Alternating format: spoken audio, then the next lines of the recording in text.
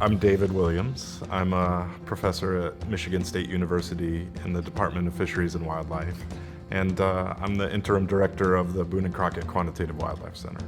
I enjoy the outdoors. I enjoy hunting. I enjoy all of those things. I want to see us manage our resources well and see conservation funding continue well into the future.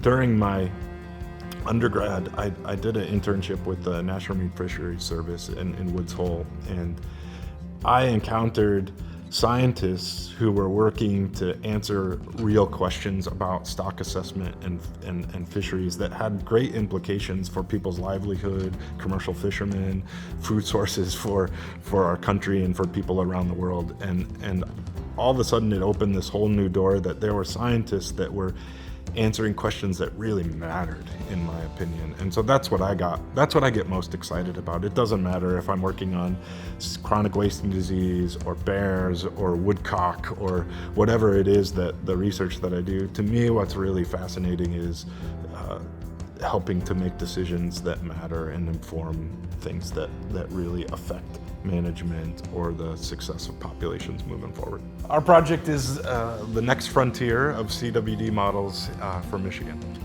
This project is designed to make use of a type of model or a simulation program that simulates the disease, chronic wasting disease, in a computer, in a virtual environment, where we program individual agents, and that's a really important kind of development, a tool that's never been used for chronic wasting disease, understanding chronic wasting disease dynamics before. And so the way that it works is we are literally defining rules within the simulation for every individual animal, in this case deer, on the landscape. And so deer are moving around on a real virtual landscape and interacting with one another.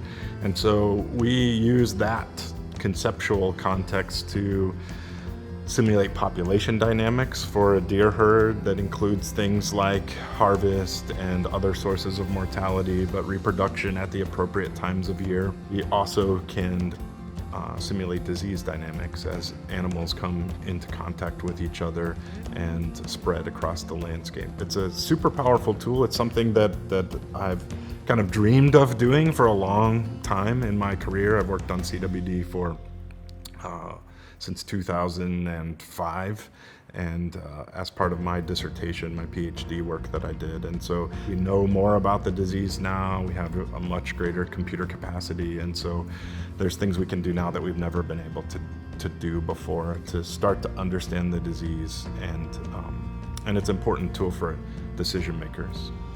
In this specific project, the model that we're using is a model that was initially developed in Missouri, and we're adapting it for use in Michigan. And so there are some definite changes that we need to incorporate. The landscape in Michigan is very different than the landscape in Missouri, and so deer are going to move and respond and interact with one another differently. You know, deer are interesting because they're one of the most well-studied wildlife species, because they're so important to our conservation model and our conservation funding model, and to the general public. People hunt them, people like to watch them, people get excited about deer. So we know a lot about the ecology of deer specifically, and so these kinds of models take research from the field, movement data from the field, where people might have done GPS collar studies and things like that. In this case, we're using this vast amount of scientific literature and research that's been done to inform and parameterize, especially those parts. We know a lot about, you know, when deer reproduce and how they respond to different kinds of landscapes and how they move. And so those things are really well understood. The hard part of these models is the disease aspect of the models, in that because there's so much unknown and CWD is such a complex disease. It's a little hard to talk about CWD as a scientist because it's a fascinating, very interesting disease.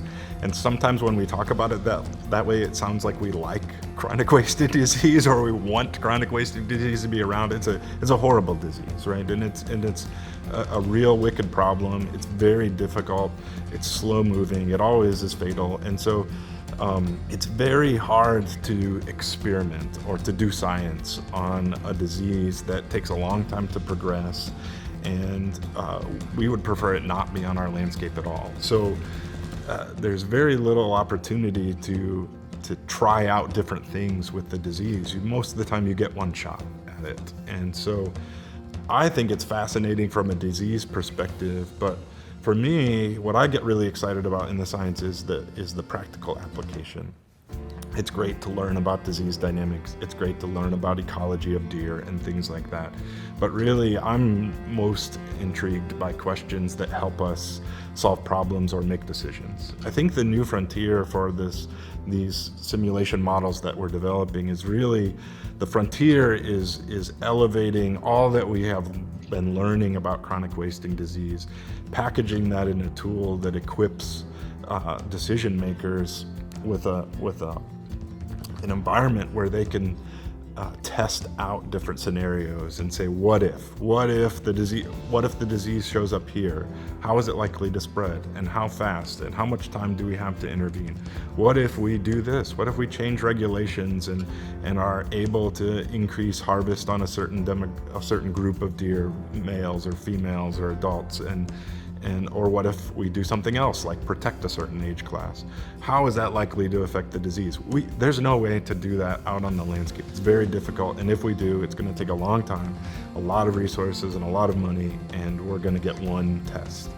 In the simulated environment, we can run thousands of simulations and test over and over. And so I think this is a real new frontier because it's taking all of what we do, packaging in a way that the decision makers can ask these what-if questions and then inform their decisions based on the probability of an outbreak, the potential for the amount of disease on the landscape or the amount of land that might be affected by CWD, the population impacts over time, and take those outcomes of the simulations into consideration as they make decisions about what to do and what regulations to put in place and which ones to avoid.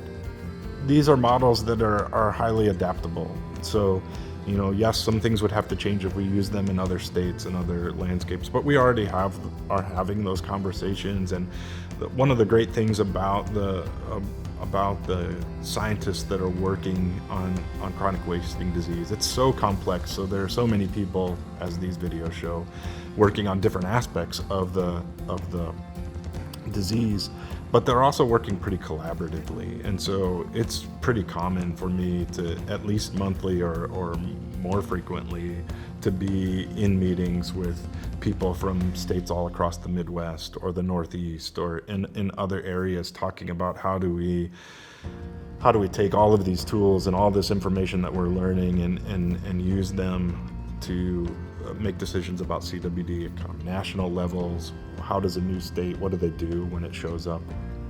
Could they use these tools? And so we don't want to develop a tool that only applies to Michigan or only applies to one part of Michigan.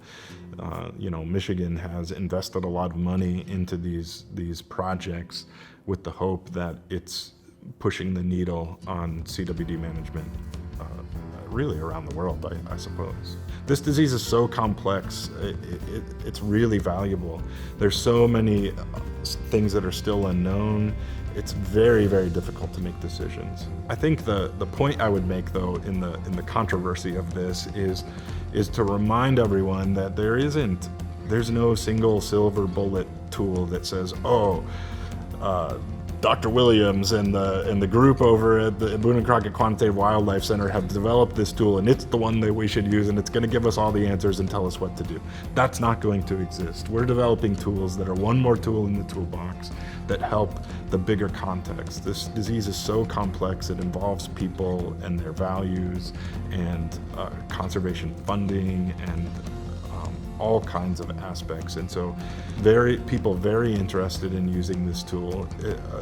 We ask decision makers to incorporate the science, but don't actually give them the tools for how to do that. A lot of times we spit a lot of science at them and ask them to synthesize all of that. And the reason this is a new frontier is it takes all of that science, packages it in a tool that helps them ask their questions of what might happen.